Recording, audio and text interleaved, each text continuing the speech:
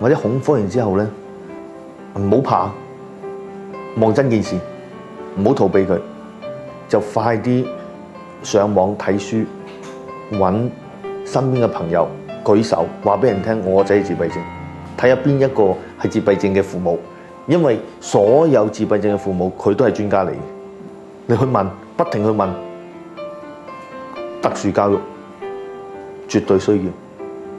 點解啊？因為而家講嘢佢唔聽啊嘛，佢都唔理你，咁你唔揾個專業人士或者專家去睇，你點睇咧？係嘛？所以唔好淨係靠自己，仲有千祈唔好拒絕政府或者社會嘅服務，要獨立承擔呢個責任。No， 你係需要幫助嘅，你咪舉手咯。呢個係好緊要一個觀念嚟嘅。如果唔係嘅，你會好大好大壓力。佢哋超負荷，係超乎一個人嘅負荷。應該揾其他人幫助。